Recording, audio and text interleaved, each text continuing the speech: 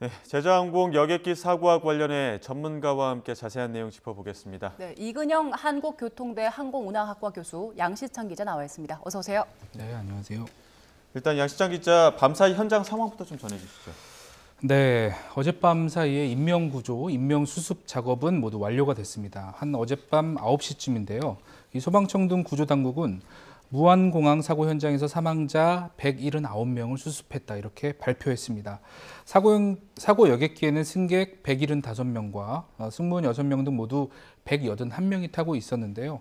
수색 초기에 비행기 꼬리 부근에서 객실 승무원 2명을 구조했는데 안타깝게도 추가 생존자는 없었습니다.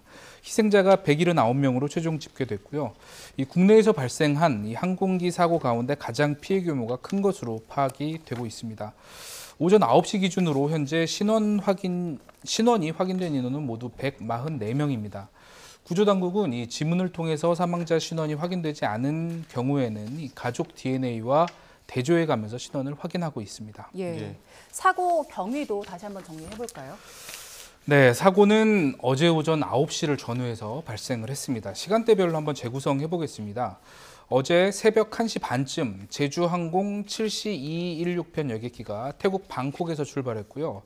8시 54분 무안공항 상공에 도착한 여객기는 1차 착륙을 시도했습니다. 그런데 어떤 이유에서인지 정상 착륙을 하지 않고 복행, 그러니까 비행기가 다시 활주로 위로 날아올랐습니다. 그리고 3분 뒤인 8시 57분에 이 공항 관제탑이 여객기에 조류 활동에 대한 경고를 보냈습니다. 예. 이로부터 2분쯤 뒤에 8시 59분이죠. 조종사가 메이데이, 즉 긴급한 구조 요청을 알렸고 한 1, 2분 지나지 않아서 곧바로 동체 착륙을 시도했습니다. 동체 착륙은 아시는 것처럼 랜딩 기어, 즉 바퀴를 내리지 않고 기체 몸통으로 착륙하는 거죠. 화면으로 많이들 보셨겠지만 이때 감속이 제대로 이루어지지 않았고요. 활주로를 벗어나서 한 300m를 더 지나간 뒤 9시 3분에 공항 외벽에 충돌하면서 화염에 휩싸이고 말았습니다. 예, 저희가 지금 원인을 두고 조류 충돌이냐 아니면 기체 결함이냐 이런 부분들을 좀 다각적으로 보고 있는데 또 공교롭게도 오늘 아침에 이게 제주공항 제주항공에서 같은 기종의 여객기가 랜딩 기어 결함으로 회항했거든요. 이것도 좀 같은 선상에서 좀 봐야 될까요? 물론 조사를 철저히 해봐야 되는 요소는 있습니다. 예. 그렇지만 항공기는 이륙할 때 랜딩 기어를 올리고 예. 착륙하기 전에 랜딩 기어를 내리는 과정을 반복하기 때문에 737, 800 기종이 4,000대 이상 제작이 됐고 지금까지 전 세계 날아다니는 과정에 있기 때문에 항공기의 랜딩 기어 시스템에 어떤 구조적인, 설계적인 문제가 있다고 보기는 좀 빠른 느낌이 있습니다. 예, 좀 신중하게 말씀을 해주셨는데 참사 하루 전날에요. 노르웨이에서는 같은 기종의 여객기가 비상 착륙하는 일도 있었잖아요. 이 보잉 737-800 기종이 랜딩 기어나 유압 문제 관련해서 좀 여러 번 반복됐다는 지적들이 있는데 이 부분에 대해서는 어떻게 보십니까? 네, 그 부분도 역시 철저한 조사를 할 필요는 있지만 마찬가지로 전체 우리가 항공기의 운항 횟수, 그다음에 고장이나 사고의 발생 건수 이런 것들을 종합적으로 판단을 해야 되는 부분이 있는데 지금까지 나타난 데이터에 근거하면 737-800 기종의 랜딩 기어 시스템의 타 기종보다 특별히 많은 부분에 고장이 있었던 것은 아니라는 것이 통계로 나타나고 있습니다. 예, 1차 착륙을 시도했을 때 조류 충돌 주의 경보가 있었고 거기에서 다시 착륙을 제대로 하지 못하면서 2차 착륙을 시도했다는 거 아닙니까? 그럼 1차 착륙을 시도했을 당시에 랜딩 기어를 내릴 때 조류 충돌이 있었다고 봐야 되는 겁니까?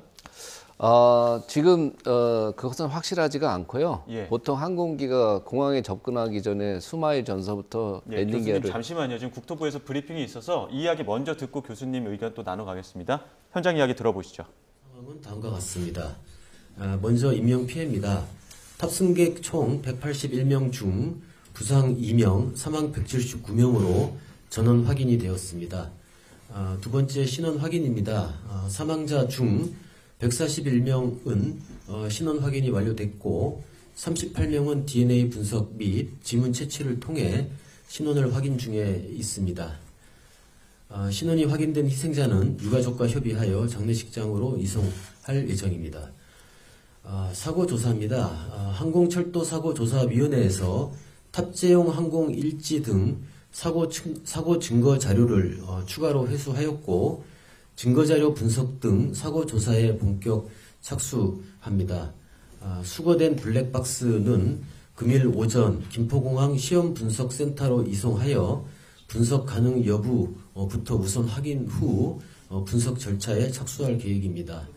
아울러 사고 조사와 관련해서 미 교통안전위원회는 참여를 하기로 했고 보잉, 그다음에 CFMI 엔진 제작사는 참여하는 방안을 협의를 하고 있습니다. 그리고 아울러 금일 관제 교신 자료 확인 및 관련 관제사 면담과 당시 상황에 대한 확인 과정을 거칠 예정입니다.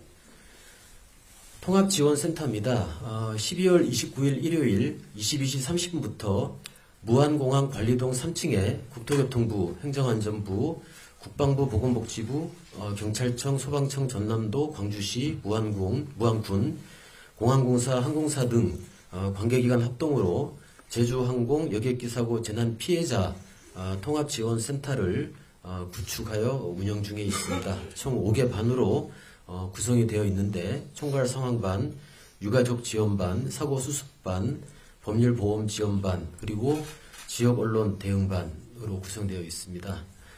이 센터에서는 사고 수습 상황 브리핑, 또 유가족 대표 면담, 사망자별 신원 확인 및 유가족 알림, 장례 절차 안내, 그리고 비상물품 지원 등 유가족 지원에 만전을 다할 계획입니다. 예, 이상입니다. 네, 그럼 지금부터 질의응답 시간을 갖도록 하겠습니다. 질의가 있으신 분들은 손을 들어주시기 바랍니다. 예, 안녕하세요. 부산구 정민선입니다. 사고에서 로컬라이저 값이 기술증을 가져와서 사고를 키웠다는 지적이 있는데요. 사고 난 지점에 대해 궁금한데 활주로 끝에서 외벽까지 길이가 323m라고 하셨는데 콘크리트 벽으로 설까 로컬라이저 가스의 길이는 몇 미터 정도 될까요? 아까 199m입니다. 199m. 네, 다음 이지영 원장님. 예, 대한경제 이재현입니다. 그 정체 착륙 이후에 충돌 마지막 부분을 보면 이렇게 흙으로 쌓인 둔덕이 있고 그 위에 콘크리트 유격이 있더라고요. 그래서 통상적으로 이런 공항 내에 이런 둔덕을 만드는 게 보편적인 건지 아니면 공항만 좀 특수한 건지가 궁금하고요. 그리고 이 둔덕 위에 이런 콘크리트 구조물을 설치를 해도 문제가 없는 것인지 답변 부탁드립니다. 예, 무안공항의 경우 방위각 시설이 활주로 종단 안전구역 외곽에 설치되어 있는 것을 확인했습니다. 이게 활주로 끝단에서 251m 정도 이격이 되어 있는 것으로 파악이 됩니다. 일단은 사고와의 연관성에 대해서는 조사 과정에서 일단 면밀히 파악을 해볼 계획입니다. 아까 다른 공항 사례를 말씀하셨는데 이 여수공항 또 포항 경주공항과 같은 공항에도 이런 어떤 이 콘크리트 구조물 형태로 이 방위각 시설이 설치되어 있는 것을 저희가 일단 파악을 하고 있습니다. 네, MBN의 이호 공장님. 네, MBN 이영근 기자입니다. 비행 기록 장치가 일부 손상되어 있다는 보도가 있었는데요. 어느 부분이 얼마나 손상된 것인지 첫 번째 궁금합니다. 그리고 사고 재발 방지를 위해서 항공기 운영 체계 점검을 예정하고 계신데 이 부분에 대한 계획은 어떻게 되는지 궁금합니다. 예, 어저께 브리핑 때 말씀드렸던 블랙박스 두 개로 구성되어 있는 블랙박스 중에 이제 한 개가 외관이 손상되어 있는 그런 상황입니다. 오늘 그거는 아까 제가 브리핑 때 말씀드렸던 것처럼 오전 중에 김포공항 시험 분석센터로 일단 이송을 시킬 겁니다. 그래서 거기서 이 전문가들이 어떤 부분이 지금 훼손이 됐고 또 이 훼손된 이 가운데 어느 정도 데이터를 또 추출할 수 있을지 이런 더 선별 작업부터 오늘 진행을 할 계획입니다. 그 결과에 따라서 어느 정도 조사 방식이라든지 그런 것들이 결정될 예정입니다. 네, 경향신문 보시나요? 경향신문 SBS. 소속과 성명 말씀해 주십시오. 네, SBS 정준호 기자인데요. 어제 폭행 후에 남쪽 방향으로 착륙을 했는데 착륙했던 지점이 활주로의 어디 지점인지 좀 설명을 좀 부탁드리고요. 그리고 비행기의 경로가 좀 구체적으로 어떻게 되는지 설명 좀 부탁드립니다.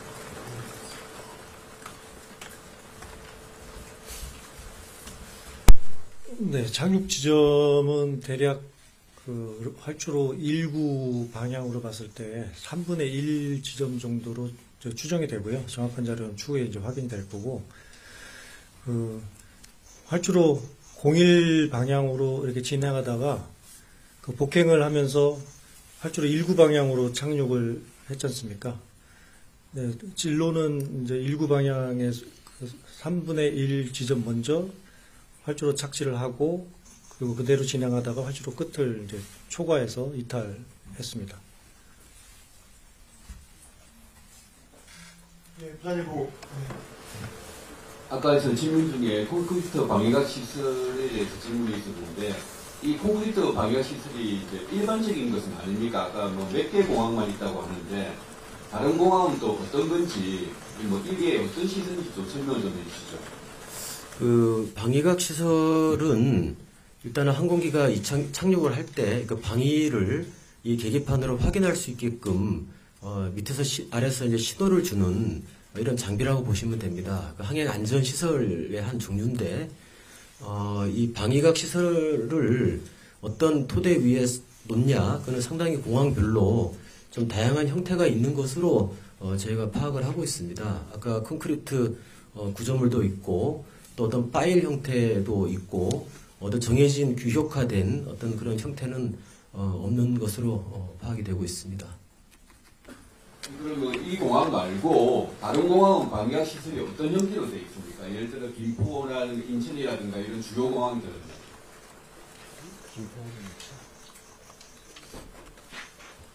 공항정책관이 말씀을 좀 드리겠습니다.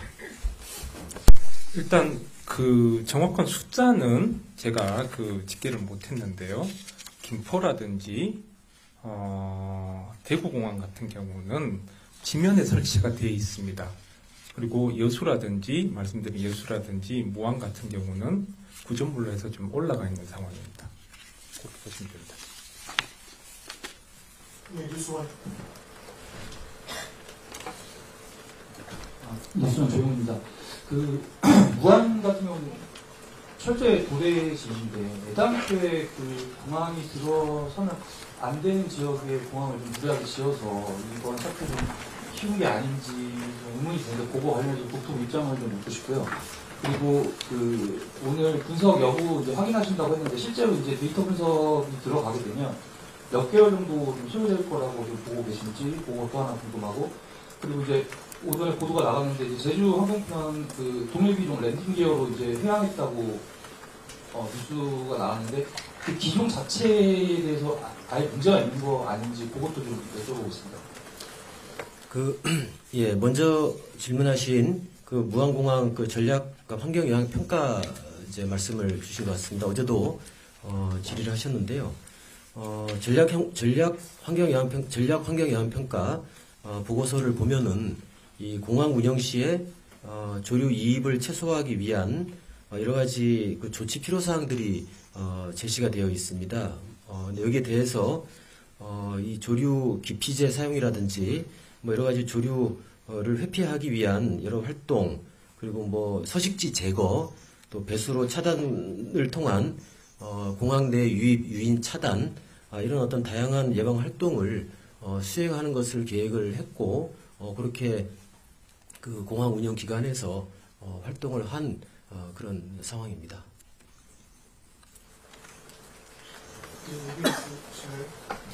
네, OBS 취향. 두 번째, 세 번째. 예. 두 번째는 이제 어느 정도 기간이 소요될 것이냐 이제 말씀하셨습니다. 이거는 그 어저께도 이제 말씀을 드렸던 것처럼 블랙박스의 어떤 그 상태를 좀 보고 그 안에 정보를 좀 먼저 봐야 될 것 같습니다. 그리고 여러 가지 사고에 미치는 영향들이 어떠한 어떤 영향들이 있는지 그런 것들을 종합적으로 봐야 되기 때문에 지금 어느 정도 안에 끝날 것이다 라고 예단하기는 좀 어려운 상황입니다. 아마 이제 오늘 그 블랙박스를 서울로 이제 시험센터로 이송을 해서 거기에서 이제 아마 상황을 체크를 하면은 조금 더 구체적인 어떤 정보가 나오지 않을까 이렇게 생각이 됩니다. 그리고 지금 동일한 제주항공 그거는 저희가 이제 사실관계를 좀 파악을 하고 있습니다. 이제 항공안전감독관을 지금 제주항공에 이제 급파를 해서 사고 원인을 조사를 하고 재발되지 않도록 감독 활동을 오늘 아침부터 시작을 좀 하고 있는 상태입니다. 예, OBS. 네, OBS 최현성인데요. 동체 착륙 장면을 보면은 그 활주로하고 강하게 좀 마찰이 일어나면서 그거 지키는 모습을 볼 수 있는데 사전에 그 공항 측에서 특수 거품을 뿌린다든가 안전 조치가 좀 제대로 됐는지 일단 좀 궁금하고요. 아까 좀 전에 그 같은 구조에서 사고가 좀 또 발생은 이상 여부가 또 발생됐기 때문에 그런 분들 지적을 하셨는데 보잉사 제조사의 참여가 필요할 것 같거든요. 어느 정도 결정되는지 그것도 좀 말씀 부탁드리겠습니다. 예, 먼저 그 제조사 이제 아까 이제 보잉인데 아까 이제 제가 자료로 말씀드렸던 것처럼 여기 보잉하고 엔진 제작사는 이제 참여하는 방안을 서로 협의를 좀 하고 있습니다. 참여 의사를 저희가 이제 의사를 요청해 놓은 상태고 거기에 대해서 답변을 좀 기다리고 있는 중입니다. 답변이 오는 대로 다시 말씀을 드리겠습니다. 그러니까 보잉 같은 경우에는 참석 희망을 우리가 물었고 대한민국 한국에서 물었고 보잉 측에서 참여하겠다는 이제 회신이 왔습니다. 그래서 이게 오늘이나 내일 정도에 도착하지 않을까 제가 이제 계획을 좀 보고 있는 중이라는 말씀을 좀 드리겠습니다.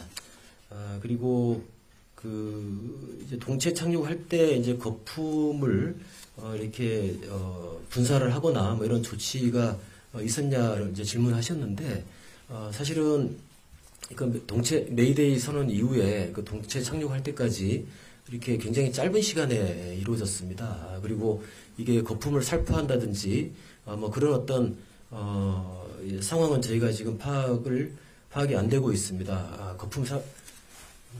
추가로 좀 우리 항공안전정책관이 좀 말씀을 드리겠습니다. 네, 보충 설명드리면요. 그 과거에 그 비상 동체 착륙할 때 잘 미끄러지게끔 마찰을 줄이기 위해서 거품을 뿌리는 그런 방식이 규정이 있기도 했는데 최근에 그 관련 규정은 지금 없습니다.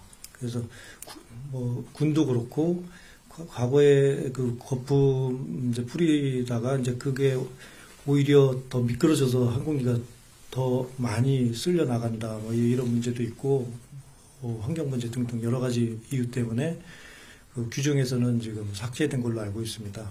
그래서 어떤 동체 착륙 중에 반드시 뭐 거품을 미리 분사해야 된다. 이런 걸 규정화해서 그렇게 지키고 이제 그러지는 않습니다.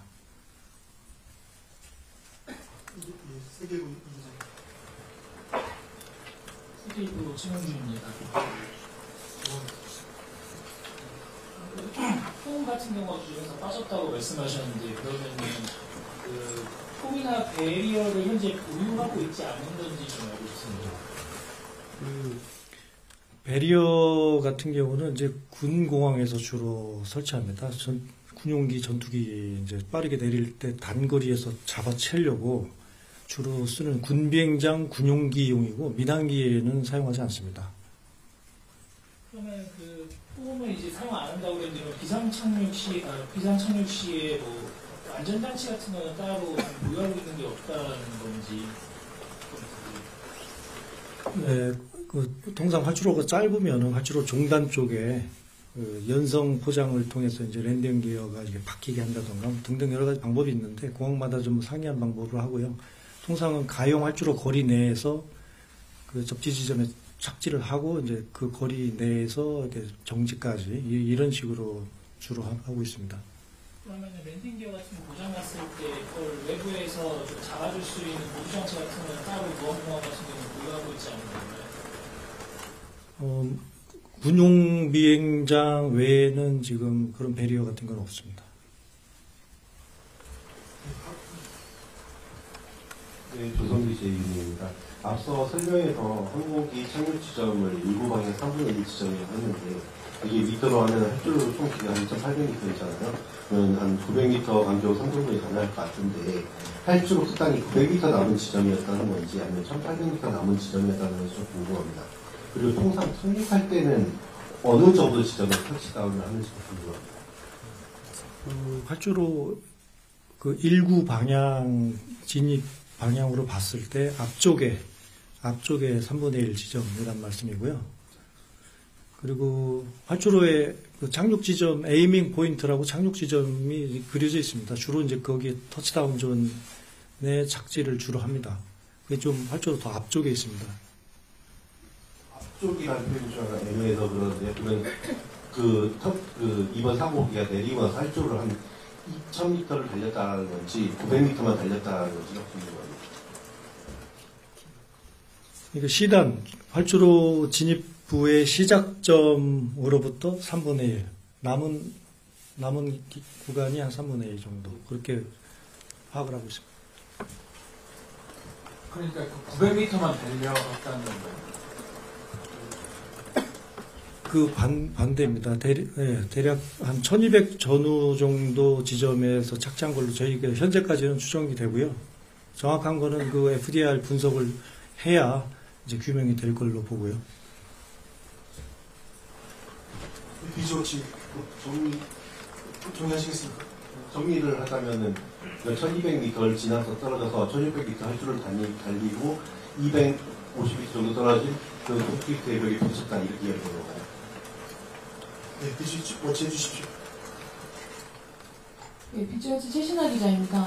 사고가 난 제주항공은 다른 항공사 대비해서 항공기 가동률이 높은 편인데 그게 문제의 여지가 될 수 있는지 궁금하고요. 또 하나는 오늘 오전에도 동종 기종의 여객기에 이상이 생긴 걸 보면 해당 기종뿐만이 아니라 제주항공 운영 전반에 대해 들여다봐야 할 수준이 아닌가 싶은데 어떻게 생각하시는지 궁금합니다.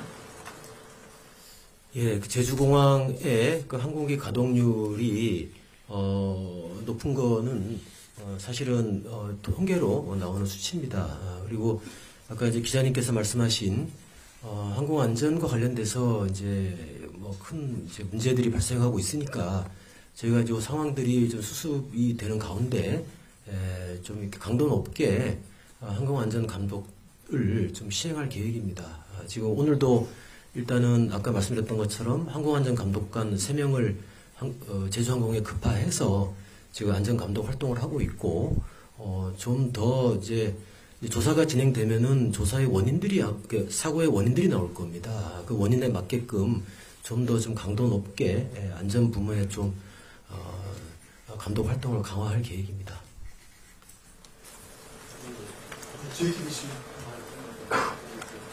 네, JTBC 김민입니다. 두 가지 질문이 있는데요. ADS-B가 마지막으로 수신된 게 8시 58분으로 지금 알려져는 있는데 59분 초반에 메이데이가 이루어졌다면 이게 통상적으로 전원이 셧다운된 거로 봐야 하는지 하고요.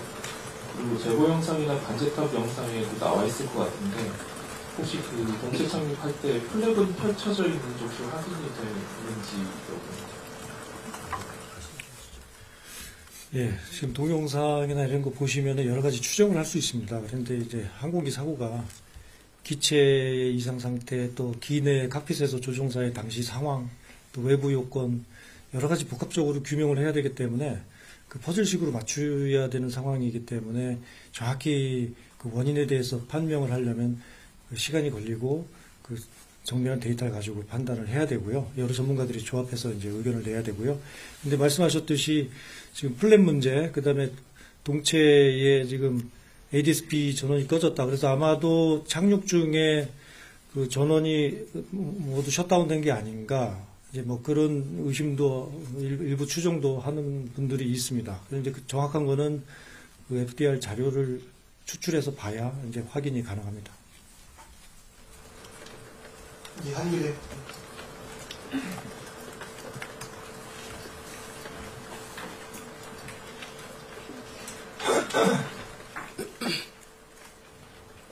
마이크 켜주시고 지금.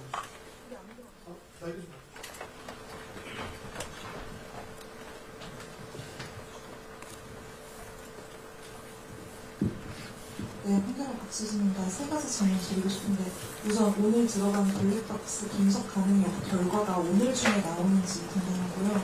그리고 추상욱 권한대행 항공기 운행 체계 점검도 지시했는데 구체적으로 어떤 부분들을 좀 점검하게 되는 건지 법적인 차원에서 좀 설명 부탁드리고 마지막으로 로컬라이저 관련해서 구조물 자체에 대해서 국내와 국외 규정이 어떻게 되어 있는지 그런 좀 설명 부탁드립니다. 예, 그 블랙박스 이제 분석 결과는 이제 오늘 아마 10시에 아마 출발을 한 거로 제가 얘기를 들었습니다. 출발을 했고 도착하는 대로 그 상황을 좀 봐야 될 것 같습니다. 지금 조사관들이 한번 어떤 상태인지를 좀 열어보고 예, 그러니까 상태를 좀 확인을 하고 해야 그 뒤에 어느 정도 이제 시간이 걸려서 이 결과가 나올 수 있을지를 좀 판단할 수 있겠다는 말씀 좀 드리겠습니다. 아니, 그 출발이 오전 10시에 분석실에 도착했다고요? 출발 자체를 네, 그 분석실에 가져가서 이게 온전한 상태로 안에 저장된 자료를 추출해서 분석할 수 있는지 그거를 이제 가서 판단을 합니다. 근데 아까 FDR은 약간 외부 손상이 있어서 이게 그냥 추출을 잭을 꽂아서 가능할지 아니면은 어떻게 다시 좀 수리 조치를 해서 해야 될지 이제 그런 판단은 이제 가서 이동해서 김포에 간 다음에 이제 해야 되는 상황입니다.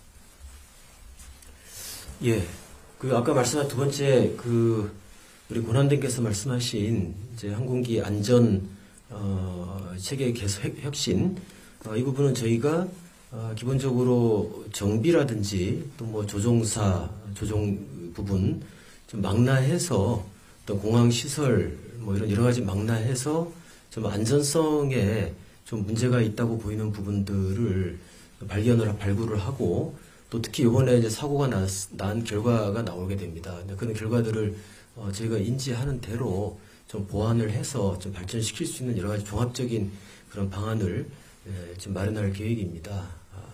그리고 아까 말씀하신 그 로컬라이저 규정, 로컬라이저의 어떤 뭐 세부적인 이제 규정 있냐? 근데 이게 사실 항행 안전 시설을 설치하기 위한 그 여러 가지 이제 규정들이 있습니다. 그래서 임의로 뭐 설치할 수 있는 것이 아니고 그 규정에 이제 맞게끔 설치를 하도록 되어 있습니다. 예.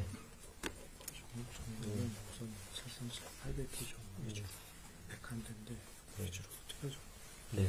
그리고 더불어서 아까 B737-800 시리즈가 지금 이제 우리나라에 101대가 이제 운영이 되고 있습니다. 그래서 일단 B737-800에 대해서는 좀 우선적으로 좀 특별 점검을 좀 실시하는 방안을 지금 검토를 하고 있다는 말씀을 드리겠습니다. 데일리 한번 해주십시오.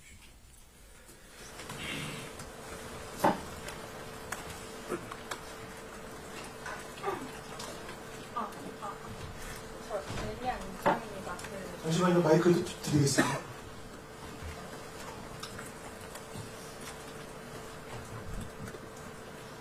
네, 다른 지방공항에서도 이번에 조류 충돌 관련된 설비를 갖춘 곳들이 많이 없는 것 같은데 이번 사고로 전국의 지방공사들에 대한 그런 시설 점검이나 전반적인 시스템 개선 등이 이루어질 그런 예정이 있는지 궁금합니다. 예, 말씀하신 대로 그동안에 이제 조류 충돌 그 방지를 하기 위한 여러 가지 뭐 대책이라든지 뭐 그런 노력들이 있었는데 다시 한번 그간의 상황들을 점검을 하고 다른 공항에 대해서도 혹시라도 부족한 부분이 있는지 좀 면밀하게 좀 점검을 하고 할 계획에 있습니다.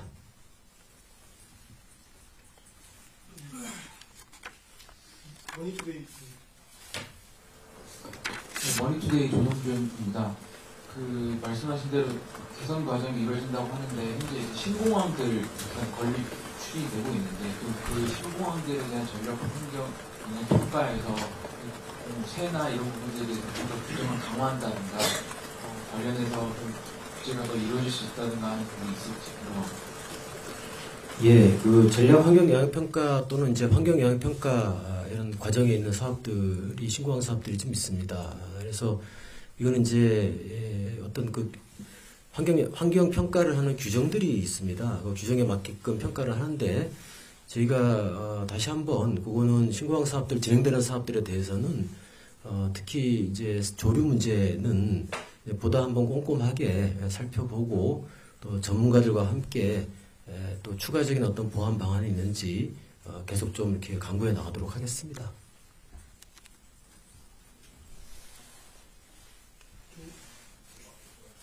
SBS 말고 앞에 분 정현이신가요? 저 두 가지 여쭤보고 싶은데 그 블랙박스가 외관상으로 손상 정도가 어느 정도 심각했는지 좀 여쭤보고 싶고요.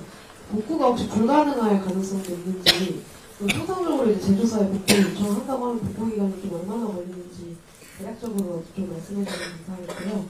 그리고 사고 당시 정황이 좀 추가로 나온 게 있으면 말씀해 주시면 감사하겠는데, 혹시 버드 스트라이크가 일어났던 시간이나 고도 같은 것도 확인이 되는지, 뭐 메이데이를 선언하고 도주 착륙할 때까지 항공기가 좀 총 뭐 몇 킬로 정도 이동했다거나 이런 것도 알 수 있는지 여쭤보겠습니다. 예, 그 블랙박스 관련돼서는 그 이제 훼손 상태 이런 부분들은 일단은 아까 말씀드렸던 것처럼 오전에 일단 그 김포공항으로 이제 이송이 되니까 이송되는 대로 이 전문가들이 먼저 좀 확인을 할 필요가 있을 것 같습니다. 그래서 어느 부분이 훼손됐고 데이터를 추출할 방법은 없는지 이런 것들을 한번 살펴보고 그 뒤에 그 다음 조치를 어떻게 할 것인지에 대한 좀 판단을 하는 과정이 적절해 보이는 상황입니다. 그 나중에 별도로 조사관들의 어떤 판단이 좀 있으면은 나오면은 별도로 다시 또 말씀을 좀 드리도록 하겠습니다. 그리고 아까 동선은 별도로 항공안전정책관이 간단하게 좀 말씀 다시 드리겠습니다.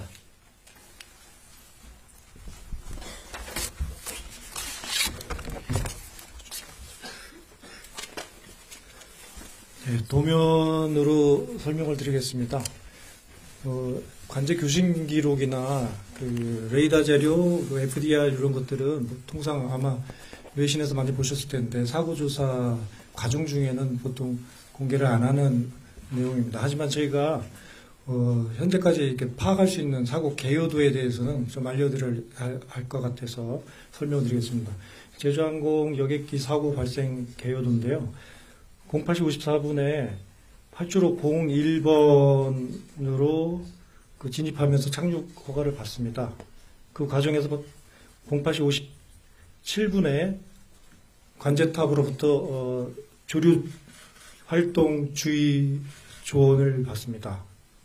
그리고 08시 59분에 조종사가 조류 충돌이라고 언급을 하면서 비상선언을 하고 복행을 하겠다고 관제탑에 통보를 하게 됩니다. 그러면서 현재까지 저희가 이제 파악하기로는 이렇게 활주로 중간쯤에서 이렇게 좌측을 틀면서 오른쪽으로 돌아서 활주로 19번으로 이렇게 진입을 하게 되어 있습니다.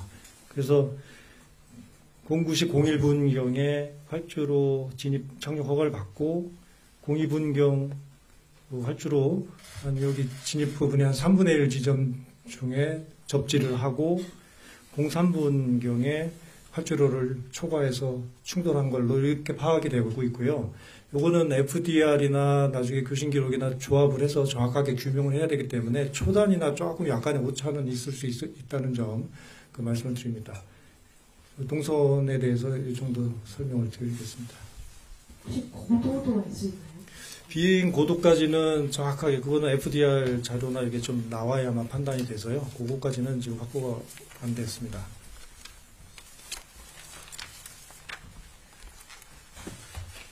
하나 더 여쭤보면 그러면 그 터치다운 하고 나서 외벽 그 분박이 충돌하기까지 소요된 시간은 한 몇 초 정도로 보시나요? 2분에 접지를 했으니까 한 1분 안짝에서 간 걸로 이렇게 추정은 됩니다. 예. 서울신문 해주십시오. 그 비행 기록 장치는 어제 생산이 돼서 분석을 해야 되는데 음성 기록 장치는 손상 없이 확보를 한 것 같은데 그러면 바로 분석기 들어갈 수 있는 건지 궁금하고 그리고 지금 상황에서 뭐 한쪽 엔진이 지금 조류 충돌로 폭발한 걸로는 지금 추정이 되는데 다른 쪽 엔진도 생산 여부가 확인을 할 수 있는 건지 궁금하고요. 그리고 지금 상황에서 현장에서 추가로 확보해야 될 뭐 증거물이나 그런 게 있는지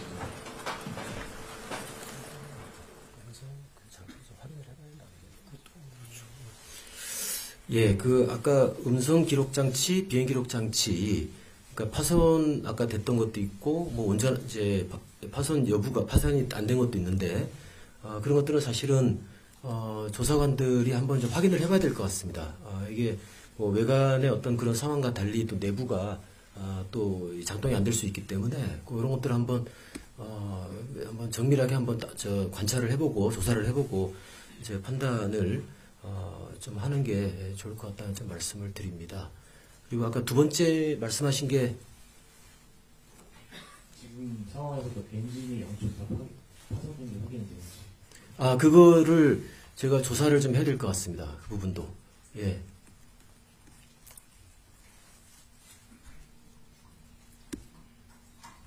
현장에서 추가 확보해야 될 게 있는지.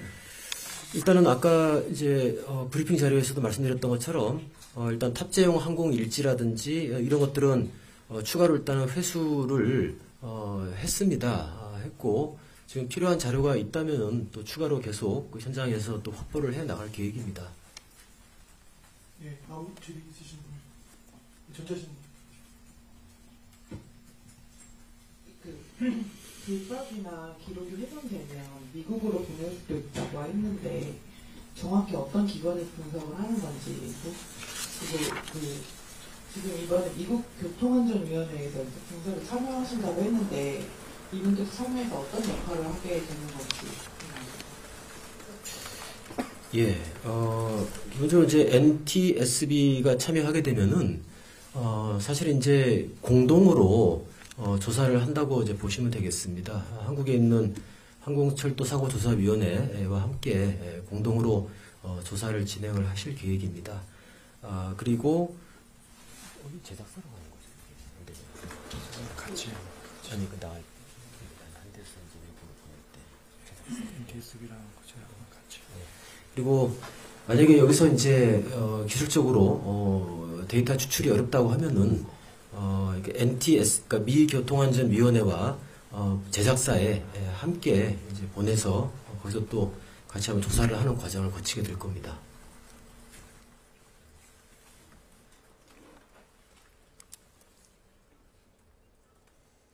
네, 국토부 브리핑 듣고 오셨는데요. 잠시 후에 취재기자와 함께 관련 내용 짚어보도록 하고요. 속보 하나 전해드리겠습니다. 지금 윤 대통령이 어제 3차 출석 요구에 불응한 가운데 공수처가 윤 대통령에 대한 체포영장을 전격 청구했다는 소식이 속보로 들어왔습니다. 네, 공수처가 오늘 0시경에 서울 서부지방법원에 윤석열 대통령에 대한 체포영장을 청구했다는 소식이 조금 전에 들어왔습니다. 네, 법원에서 체포영장이 발부되면 공수처는 윤 대통령의 체포를 시도할 것으로 보이는데요. 관련 내용은 잠시 후에 다시 추가 내용 들어오는 대로 전해드리도록 하겠습니다. 네, 이번에는 여객기 참사로 인한 사망자 신원 확인 등과 관련해서 정부가 합동 브리핑을 진행합니다. 현장으로 가보겠습니다. 청장 이진철입니다. 지금부터 언론 브리핑을 시작하도록 하겠습니다. 일단 강정현 과장님께서 먼저 발표를 하시고요. 그 외에 기자님들의 질문에 대해서 질의응답으로 진행하도록 하겠습니다. 네, 먼저 발표해 주세요. 예, 국토부 항공운항과장 강정현입니다. 네, 먼저 간단하게 여객기 사고 발생을 보고 드리겠습니다. 어제 08시 54분 활주로 01 방향으로 착륙 허가가 간제탑으로부터 났습니다. 그래서 한국이 이렇게 01 방향으로 접근하고 있었고요. 08시 57분 간제탑에서 조류활동 주의라는 조언을 내렸습니다. 정확하게 코션 버드 액티비티 이렇게 조언을 줬고요. 08시 59분에 조종사가 조류 충돌로 인한 비상선언 및 폭행을 통보했습니다. 메이데이, 메이데이, 메이데이 세 번 선언했고요. 버드 스트라이크, going around 용어를 썼습니다.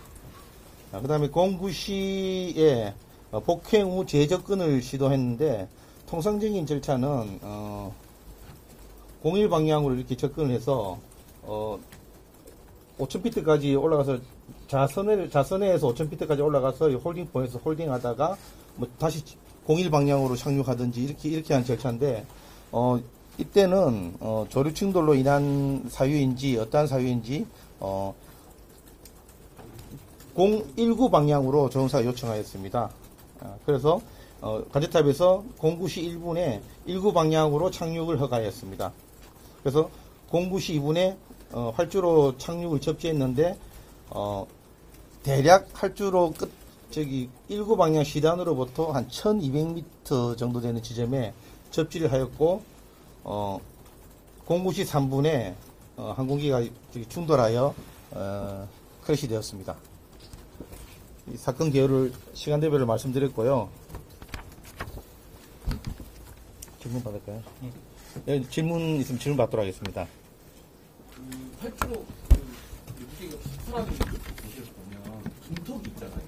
이게 다른 공항에는 없는 분턱이라고 하거든요. 왜 그 분턱이 있나요? 예, 로컬라이저라고 항행 그 착륙 시설이 있는데 그 착륙 시설 밑에 이제 이렇게 기반 시설이 되어 있는데 그 부분은 그 시설 기준이 있습니다. 만드는 시설 기준에 따라서 그 설계되고 시공되는 걸로 생각이 되는데 그 부분은 조금 더 한번 사고 조사를 해서 그 결과를 한번 봐야 되겠습니다. 그게 사고 원인이 될 수 있다고 보시고 조사하시는 거예요? 뭐 여러 가지 그 개연성을 열고 다 조사를 하는 걸로 제가 알고 있습니다.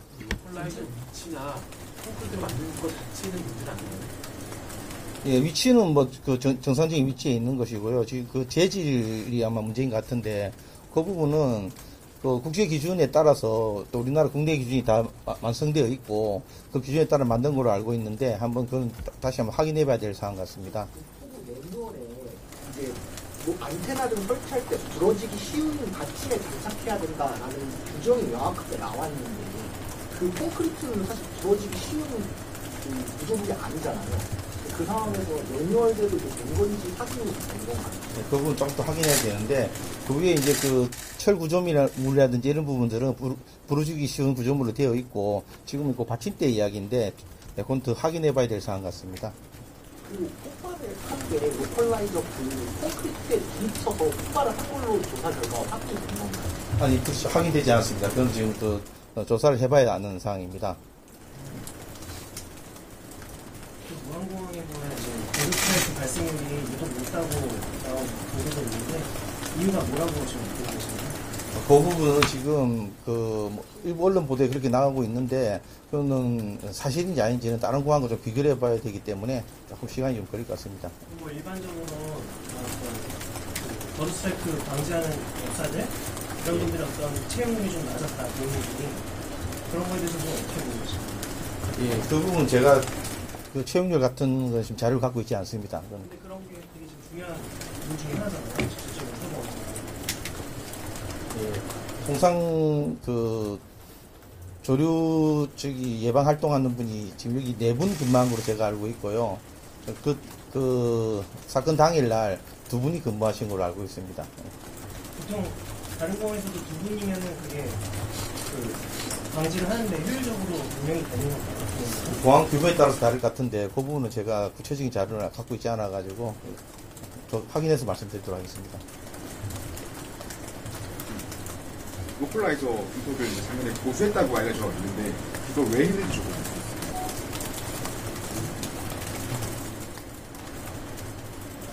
로컬라이저가 도래 기한이 다 돼가지고 현재 그 부분은 또 제가 그 정보가 없습니다. 예.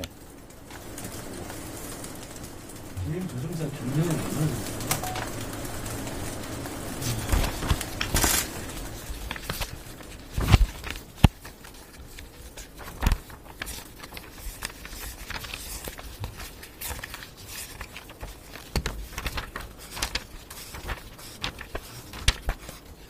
네.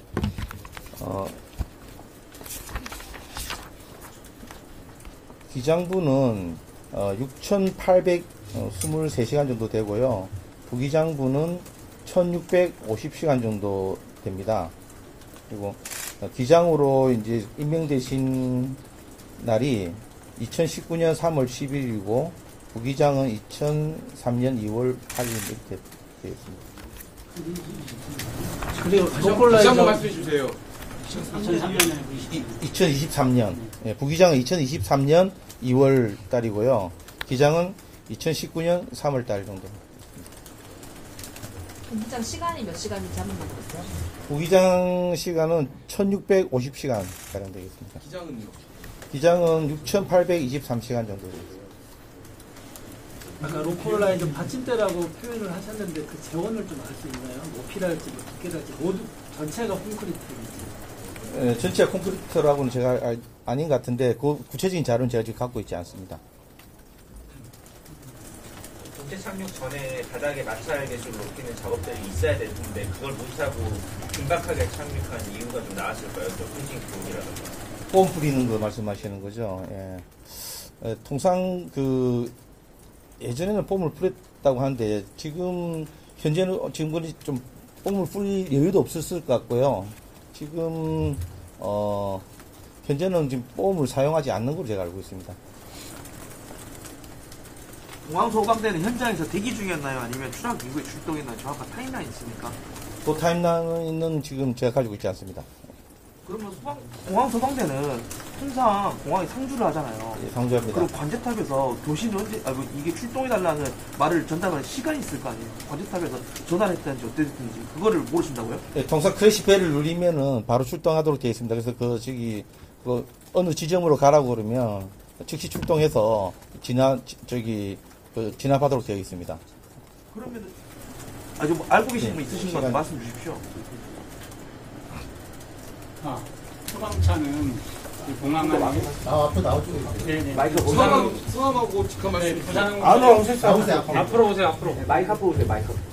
네, 부산항공청의 항공안전과장 박찬호입니다. 이제 공항 안에 소방대는 상주하고 있는 게 맞고요. 이제 관제탑에서 비상 착륙 항공자 일단은 전파를 통보를 받게 되면 소방차가 신속하게 출동을 해서 활주로 인근 지역 약속된 지점에 대기하게 되어 있습니다. 이번에는 어땠는지? 이번 것도 당연히 그럴 것이라고 생각을 하고 있고요. 당연히 타임라인은 확인을 해봐야 되겠습니다. 그러나 일반적인 절차가 그렇게 하여야만 하게끔 되어 있기 때문에 그렇게 했을 것으로 생각을 하고 있습니다. 소환이 안 된 거예요? 제가 말씀드리는 것은 정확한 타임라인을 지금 말씀드리기 어렵다는 것을 말씀드리는 겁니다. 그럼 지금 언제 확인 가능하신가요, 그거는요? 즉시 가능합니다. 네, 예. 잠깐만 기다리세요. 확인해드리겠습니다. 어제 진압 과정에서 소방차가 늦게 출동했다 이런 부분은 전혀 문제가 안 된 걸로 제가 알고 있습니다. 소방차 출동 타임라인 말씀 가능한가요? 네, 잠시만 기다려주시면 잠깐 가겠습니다. 접지가 된 곳이 활주로 1200m 지점이라고 하는데 거의 중간 부분인 것 같아요. 거기에 착륙을 한 이유가 있습니다. 2800m니까 중간 부분 아니고 그것보다 좀 앞인데요. 그 부분은 지금 FDR 분석이라든지 이런 걸 해야지 정확하게 알 수 있고요. 저희들이 지금 추정치가 지금 한 1200m 부근에서 접지했지 않나 이렇게 보고 있습니다. 동체 착륙을 할 때 갖춰야 될 요소 같은 것도 있을까요? 항공기 매뉴얼에 따르면 랜딩 기어가 작동하지 않을 때 동체 착륙을 하는 방법이 조종사들 매뉴얼, 그다음에 훈련 교본 등에 수록되어 있는 걸로 제가 알고 있습니다. 그게 어떤 매뉴얼이죠? QRH라고 조종사가 비상시에 쓰는 급하게 찾을 수 있는 퀵 레퍼런스 핸드북이라고 그런 매뉴얼 등에 수록되어 있습니다. 그 내용이 이게 항공기 연료를 다 써야 된다 이런 내용이 있는 걸로 알고 있는데 바로 이렇게 동체착륙을 시도한 거잖아요. 당시에 항공기 연료가 얼마나 나와요? 그런 것들. 네, 통상 항공기 연료를 다 사용하고 내리는 거는 랜딩하는 제한치 웨이트가 있습니다. 그 웨이트를 초과했을 때는 홀딩을 해서 연료를 소모하든지 아니면 그 퓨얼 덤핑이라고 연료를 이렇게 뿜어내는 방식으로 소모하는 게 있는데 그런 경우는 좀 시간적 여유가 있을 때고 어제 같은 경우에 긴급 상황에는 그런 시간적 여유가 없다라고 판단이 제가 되고 있습니다. 시간적 여유가 없는 이유가 뭐 기체 결함 뭐 이런 걸로 보거든요. 예, 어제는 지금 이제 엔진에 새가 빨려 들어갔다고 추정되기 때문에 아마 그런 추력이 없지 않았나는 생각을 지금 추정하고 있습니다. 동체 착륙할 때 기수가 먼저 착륙해야 되거나 기수를 줘야 된다거나 그런 것들은 여기 있습니다. 예. 장면 보면 기수가 드린 채로 예, 그 부분은 제가 좀 더 확인해 봐야 되는데 그렇게 구체적으로 뭐 기수 각도 이런 것들이 제가 지금 자료를 갖고 있지 않습니다. 예. 좀 더 확인해 봐야 될 것 같습니다. 정상 착륙하는 줄 알았다라고 했고 비행기도 뒷부분이 먼저 적재를 했습니다. 이제 랜딩 기어가 나온 걸로 착각했었어요. 그 부분은 지금 이제 동영상들이 많이 보고 이야기하시는 것 같은데 그런 부분은 지금 그 FDR 분석이라든지 이런 거를 해서 정확하게 판단을 해야 될 것 같습니다. 방콕 공항에서 출발 전에 점검을 다 했고 그 과정에서 랜딩 기어나 뭐 비록 거의 정상 작동이 확인됐다는 거를 정부 측이 확인한다. 그건 통상 이제 그런 비행 몇 편마다 정부에서 확인하지는 않고 출발 직전에는 항공사에서 조종사 정비사들이 이렇게 출발 직전에 검사를 해서 유관 검사 등등을 해서 항공기 상태를 확인합니다. 아니, 통상 일반적으로 그렇다가 아니라 이번 사안에 이번 사안도 출발 전까지는 정상 절차적으로 출발했다라고 저희들이 현재까지 파악되고 있습니다. 그러니까 그 정상 절차를 통보 받으셨을 때 서류로 통보를 받은 거예요? 아니면 구두로만 통보 받은 거예요? 보통 항공 일지에 그런 부분들을 다 기록하게 되어 있습니다. 정비사들이 다 확인을 하고 하면은 조종사가 받아가지고 또 이렇게 확인을 하고 하는 절차들이 있어가지고 그 항공 일지 등등은 사고조사위원회에서 어저께 확보한 것으로 제가 알고 있습니다. 아까 관제탑하고 무전 내용 메이데이 세워냈죠. 그것까지 외쳤다라는 내용 말씀해 주셨는데 실제 관제탑에 근무하셨던 분들 무전 내용 중에 그 외에 엔진부 결함이나 이런 거를 요청하거나 부탁한 내용은 전혀 없었나요? 그런 부분은 제가 현재까지 없는 걸로 알고 있습니다. 그러면 그 관제탑과 무전 내용상 마지막은 그 메이데이랑 스트라이크로 북한과 보어라도 하고 내려오겠다 이 무전 내용 말고 없었던 거 19번 이용하겠다고요? 예, 그 뒤에 랜딩 지시 나가고 조종사가 스탠바이 등등 하고 조금 더 교신이 있었는데 그런 교신들은 지금 이제 다급한 상황이다 보니까 그렇게 조종사가 이야기해가지고 지금 이 전체적인 그러면은 예를 들어 동체 착륙을 하겠다, 동체 시도하겠다 이런 게 그런 건 없다고 제가 알고 있습니다. 그런 걸 교신으로 나눠야 되지 않나요? 그래야 관제탑도 준비를 할 수 있고. 예, 시간적 여유가 있었으면 아마 그렇게 준비를 해달라고 했을 수도 있겠습니다. 소방차도 대기시키고 보통 이제 이머전시 이제 비상 착륙을 하게 되면은 그런 부분들을 조종사들이 요구를 하고 관제탑에서 그런 요구를 받아서 소방대도 대기시키고 하고 있습니다, 통상. 시간이 없어서 소방대도 수영 이 소방대가 얘기할 수 없어서 예, 현재 그렇다고 추정되고 있습니다. 그리고 어떤 스트라이크가 해가 빨려 들어가서 비행기에 어떤 그런 부분들은 지금 좀 더 깊이 있게 조사를 해봐야 될 상황이고, 예, 현재까지 지금 엔진에 새가 빨리 들어갔지 않나는 지금 추측만 하고 있을 뿐입니다. 혹시 공항 자체적으로 이런 상황이 발생할 수 있잖아요. 항공기가 동체 착륙을 시도해야 하는 경우가 긴급하게. 그럴 경우 어떤 식으로 대응하라는 매뉴얼이 공개될 수 있는 게 있나요? 그 부분을 제가 확인해서 다시 한번 말씀드리겠습니다. 확인되어 있는 게 하나도 없고 저희 다 나온 내용만 말씀을 하고 있을 수가 있어요. 아까 출발 전 방콕에서 통상 이렇게 점검한다고 말씀하셨는데 이번에도 똑같이 확인이 되나요? 확인 중인가요? 예, 그 부분은 확인 중이라고 제가 말씀드리겠습니다. 블랙박스 수가 있잖아요. 네. 현상됐다고 그러는데 그래서 활용하는 어떤 절차로 예, 어제 그 FDR이 약간 손상돼 가지고 그 떨어진 조각을 좀 늦게 찾은 걸로 제가 들었습니다. 그래서 그 부분은 지금 그 FDR CVR 분석실이 김포에 그 사무실이 있습니다. 그래서 김포로 그걸 가져가서 상태를 좀 파악해야 될 것 같습니다.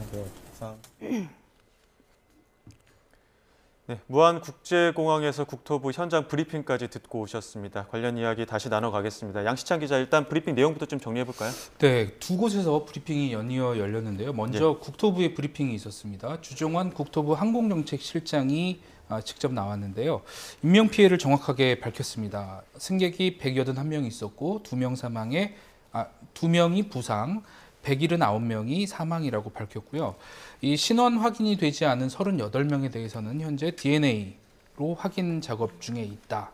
그리고 신원이 확인된 인원은 유가족에게 인계해서 장례 절차 진행될 수 있도록 하겠다. 이렇게 밝혔습니다.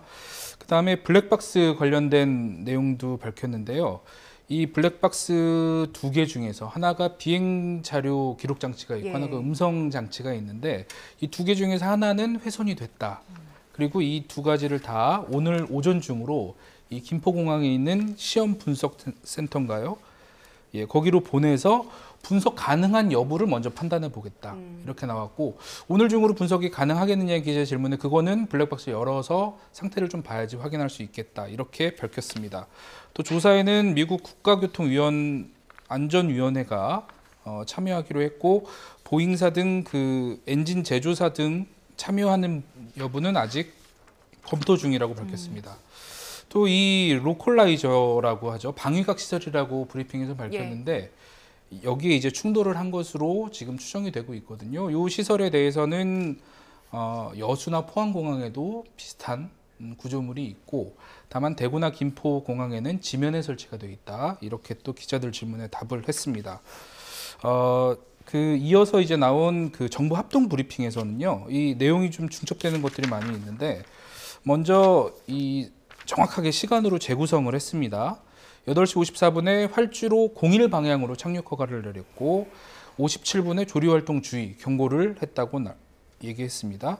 이어서 59분에 조종사가 메이데이를 3번 외쳤다. 그리고 버드 스트라이크라고도 했다는 내용을 밝혀줬고요. 9시에 재접근을 했는데 어떤 사유인지 19 방향, 처음에는 01 방향이라고 했잖아요. 근데 19 방향으로 요청을 했다, 착륙을. 그래서 19 방향으로 허가를 내줬는데 9시 2분쯤에 활주로에 1200m 지점 중에 접지를 한 것으로 추정한다. 이렇게 이야기를 했습니다. 그리고 9시 3분에 충돌한 것으로 본다고 얘기를 했고요. 기장은 6,823시간 정도 항공 경력이 있고 부기장은 1,650시간 정도 있다고도 밝혔습니다. 또 그 조류 예방 근무자가 원래 4명이 지정이 되어 있는데 당일에는 2명이 근무한 것으로 확인했다. 이렇게도 이야기를 했고요. 이 사고 원인에 대해서는 전반적으로 블랙박스 기록을 정확하게 확인을 해야 알 수 있다고 답을 했습니다. 알겠습니다. 관련해서 나온 내용들 좀 더 짚어볼게요. 지금 그 방위각 시설, 로컬라이저 얘기가 나왔는데 정부 브리핑에서도 지금 그런 얘기를 했습니다. 콘크리트 시설 일단 위치는 정상이었는데 재질이 문제인 것 같다라는 얘기를 했습니다. 콘크리트기 때문에 충격이 좀 더 강했다, 그리고 피해를 더 키웠다 이런 지적이 나오는데 보통 어떤 재질로 만들어집니까? 네, 우리가 화면에서 보면은 항공기가 충돌하면서 화재가 발생한 부분이 방위각 지시기, 로컬라이저라고 합니다. 방위각 지시기는 항공기가 진입할 때 활주로의 중심선에 정확하게 들어오도록 하기 때문에 활주로 중심선 연장선상에 설치하는 것이 일반적입니다. 그러니까 만약에 항공기가 활주로를 벗어나서 직진하게 되면은 방위각 지시기에 부딪힐 확률이 높은 것이죠.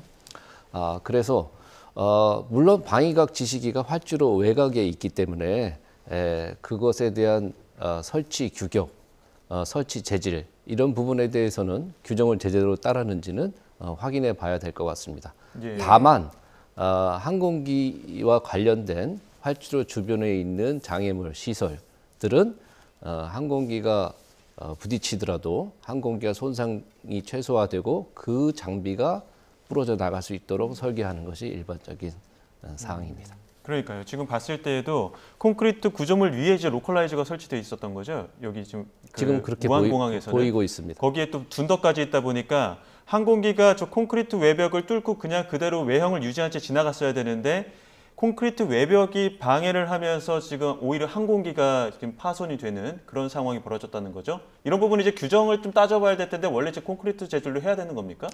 그것은 국제 규정하고 또 국내 규정 종합적으로 따져봐야지. 근데 국제항공이기 때문에 국제공항이기 때문에 국제 규정을 좀 맞춰서 그 기준에 맞춰야 되는 거 아닙니까? 그렇습니다. 우리가 아이카오라고 국제 민간 항공기구 부석소 14가 공항에 대한 모두 규격을 만들고 있는데요.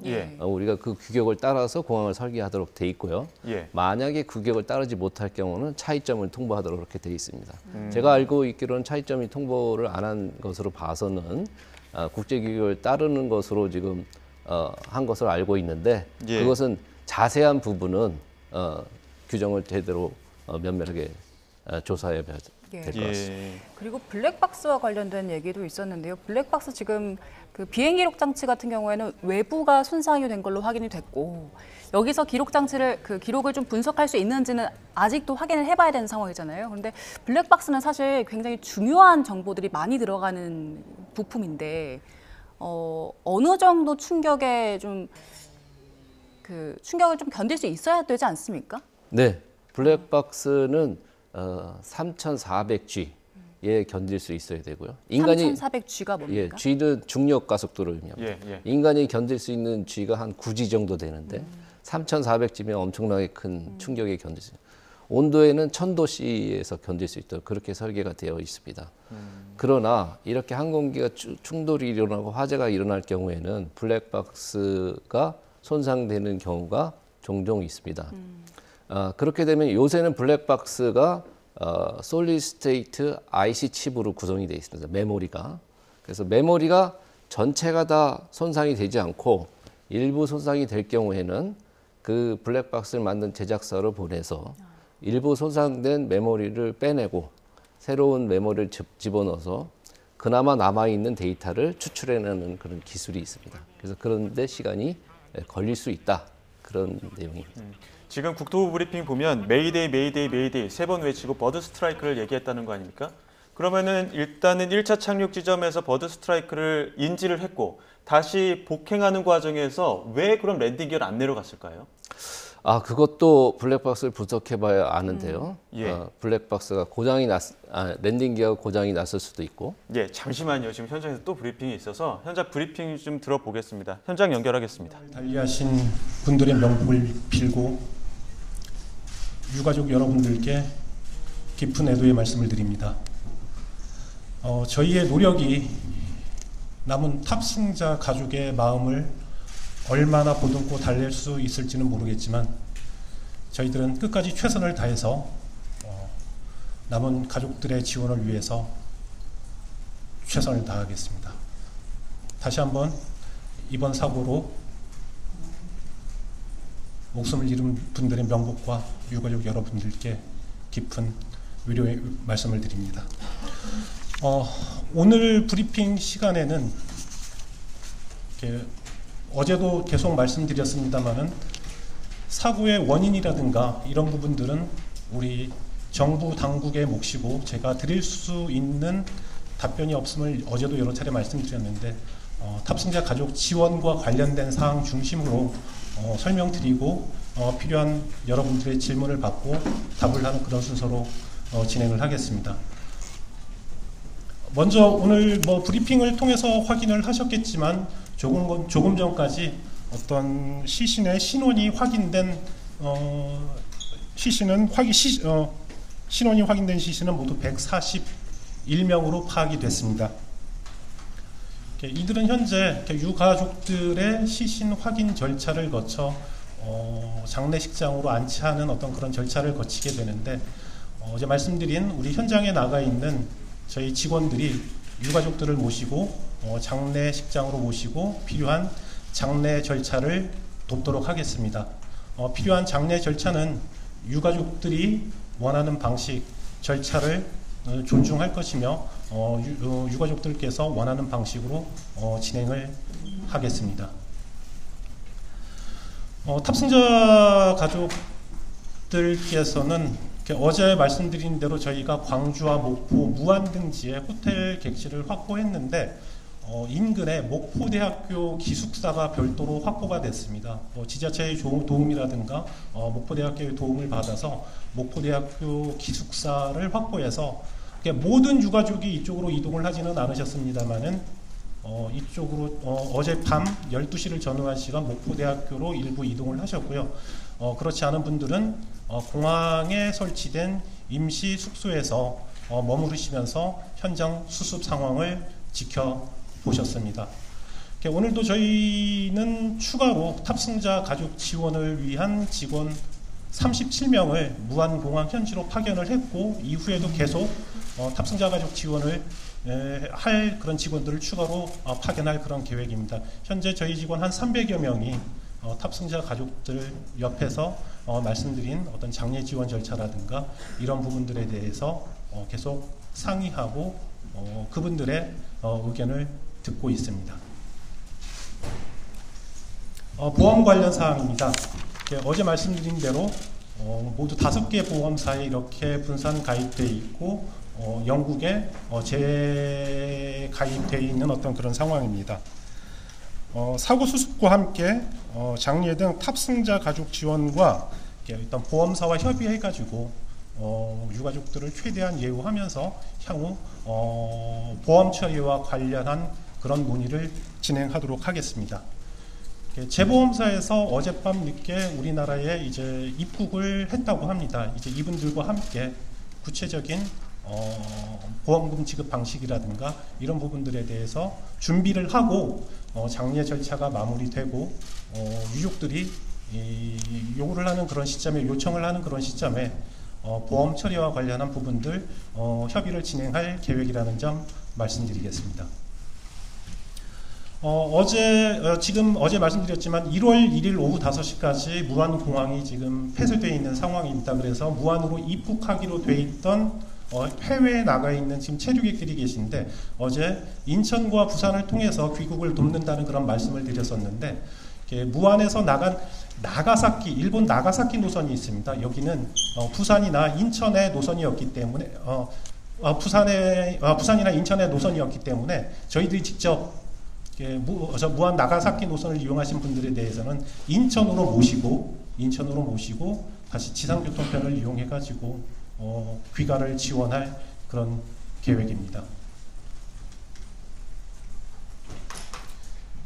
그리고 무안공항 폐쇄와 관련해 가지고 저희 1월 1일까지 국제선 10편, 국내선 5편 결항 계획에 있습니다. 이후 운항편에 대해서도 현지 사정을 살피면서 운항 여부를 결정하도록 하겠습니다. 이상으로 지금까지 진행되고 있는 탑승자 가족 지원과 운항 상황에 대해서 설명드렸습니다. 이와 관련해 가지고 질문 있으시면 거기에 답을 하도록 하겠습니다. 네, 앞서 말씀드렸던 대로 단어서 얻으시고 질문해 주시면 감사하겠습니다. 여기 회색 옷 입으신. 네, 안녕하세요. 뉴스핀 김아영 기자입니다. 네, 항공편 취소율 집계하신 걸로 하고 계신 걸로 알고 있는데요. 혹시 집계 끝나셨는지 궁금합니다. 현재 계속 집계 중인 상황이고요. 제가 지금 구체적인 데이터는 갖고 오지 않았는데 평소보다 아무래도 지금 이 상황이 있고 난 이후에 취소량은 평소보다 조금 많은 수준입니다. 신규 유입량? 신규 유입량도 여전히 유지되고 있습니다. 필요하시면 구체적인 데이터는 나중에 우리 현장에 있는 분들을 통해 가지고 설명을 드릴 수 있도록 하겠습니다.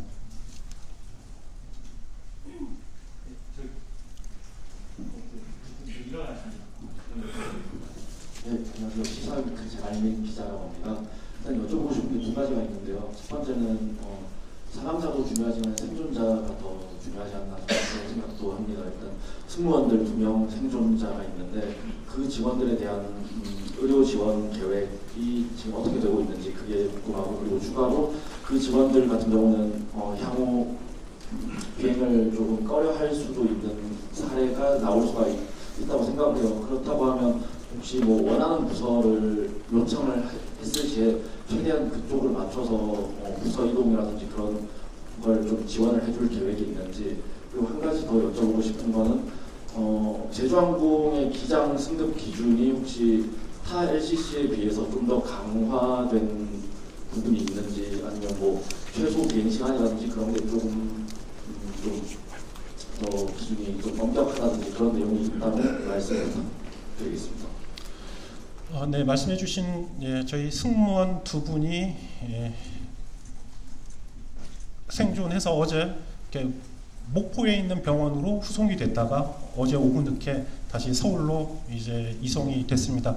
말씀하신 대로 이분들이 완치될 때까지 필요한 모든 지원 다 아끼지 않아야 할 것이고요. 현재 뭐 중환자실에 있는 분도 계십니다. 절대적으로 안정이 필요한 상황입니다. 저희들은 생존 탑승자 가족 지원뿐만이 아니고 생존한 승무원들의 완치를 위해서도 모든 지원을 다 아끼지 않을 것입니다. 말씀하신 어떤 그런 부분들은 완치 후 다시 본인이 희망에 따라 가지고 충분히 그런 부분들은 협의할 수 있을 겁니다. 그리고 기장 승급 기준과 관련해 가지고 제가 뭐 다른 회사하고 직접 비교를 하지는 않았지만 제주항공은 이제 부기장으로서 3,500시간 이상을 비행을 해야 기장으로 승급할 수 있는 요건을 갖추게 됩니다. 시간을 채웠다고 기장으로 승급하는 것은 아니고요. 그때 승급할 수 있는 요건을 갖추게 되고 별도의 심사를 통해 가지고 기장 요원으로 선발을 하게 됩니다. 어제 말씀드렸지만 우리 해당 편 기장은 총 비행 시간이 6,823시간 어제 설명드린 바 있습니다.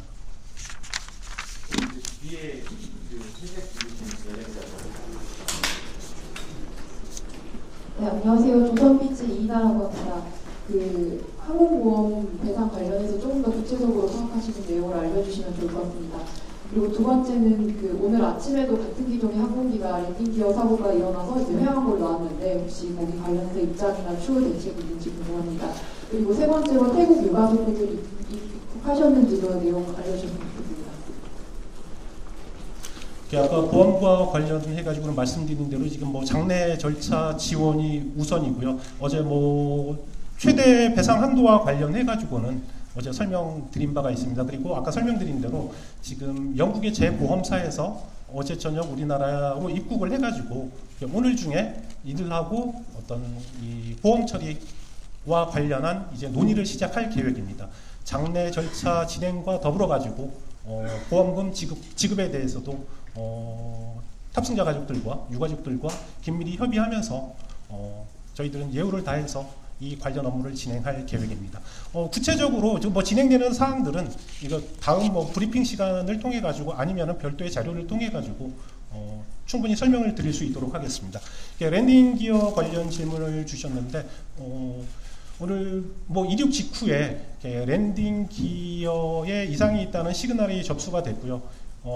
그 모니터에 이제 확인이 됐고요. 해당 편 기장님은 우리 지상에 있는 정비 통제 센터와 교신을 해가지고 별도의 어떤 추가적인 조치를 통해서 정상 작동이 됐습니다. 하지만 해당 편 기장은 안전 운항을 위해서 회항에서 점검을 받는 게 낫다라고 판단을 했고 김포공항으로 다시 돌아와서 점검을 진행하고 있고 해당 편 승객들은 대체항공편을 이용해서 다시 제주로 출발하셨습니다.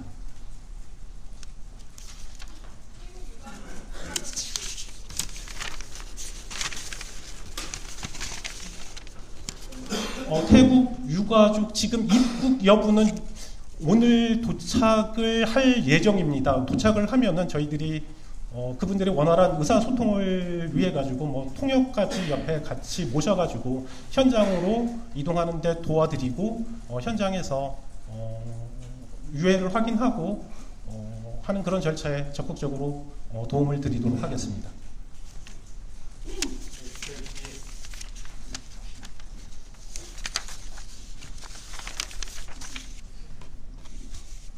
두 가지 질문 드리겠습니다. 피해자 배상 책임 담보 보상 한도가 10억 달러라고 해주셨는데 통상적으로 대인 승객 보상금 규모가 어떤 형태로 결정되는지 좀 설명을 해주시면 좋을 것 같고요. 그다음에 이제 기장님과 부기장님 운항 경력 설명을 해주셨는데 주로 어떤 노선을 많이 운항하신 경험이 있으신지, 그리고 무한공행 무한공항 운행 경험은 어떠신지 좀 파악된 내용이 있으면 설명해 주시면 감사하겠습니다.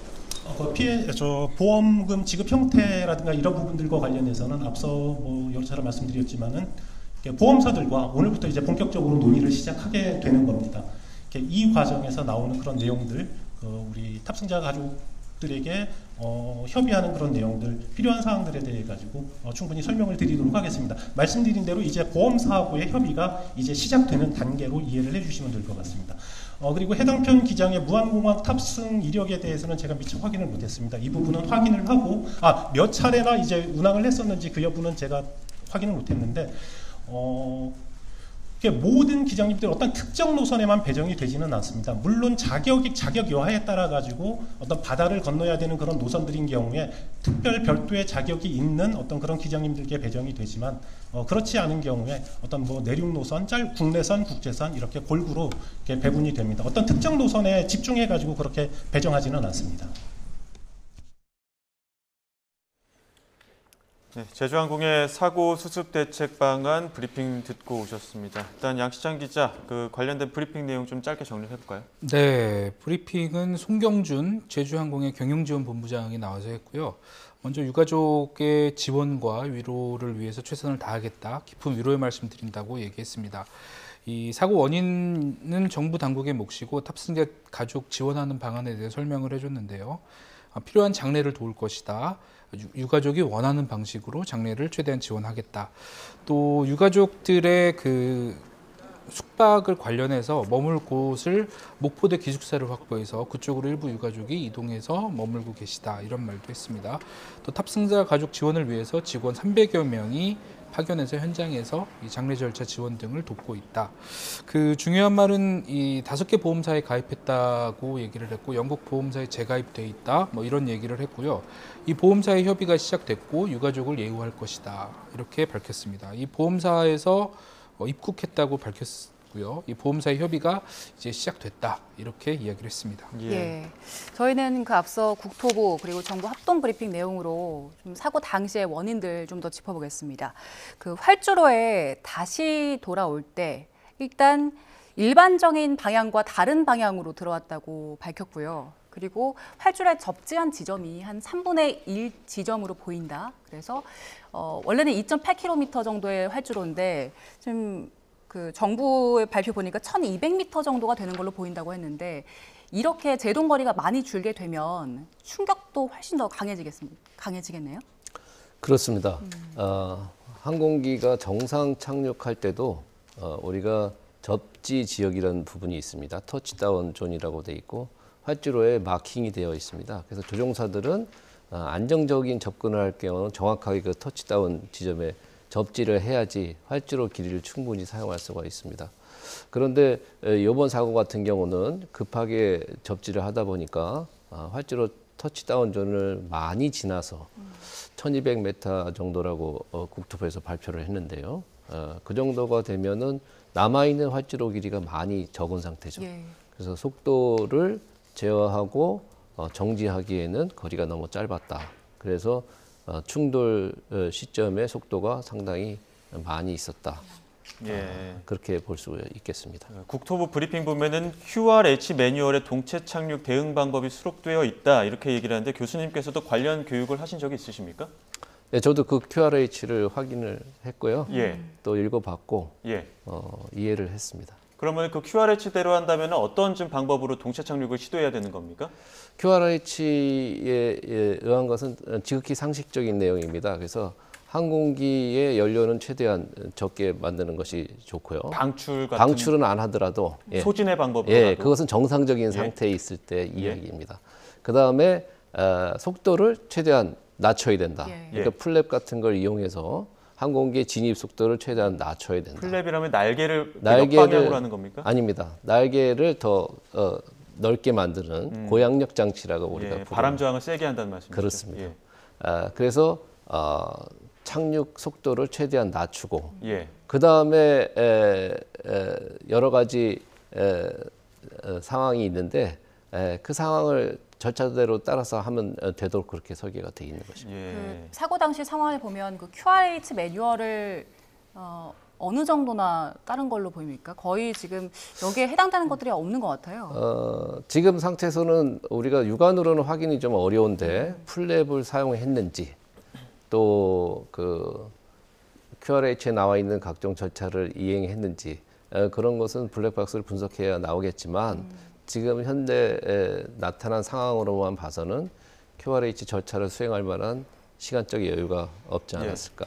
그러니까 1차 착륙 시도한 이후에 2차 착륙을 했을 때 보면은 충분하게 회항을 하지 못했거든요. 이 회항을 하지 못한 이유가 엔진 결함이나 혹은 연료 소진 이런 부분들의 가능성은 나오고 있는데 어떤 가능성이 있다고 보십니까? 네, 1차 착륙 접근을 하다가 공항 당국으로부터 조류 충돌 위험이 있다는 경고를 받은 다음에 조종사들은 메이데이라는 긴급 조난 신호를 발령을 했습니다.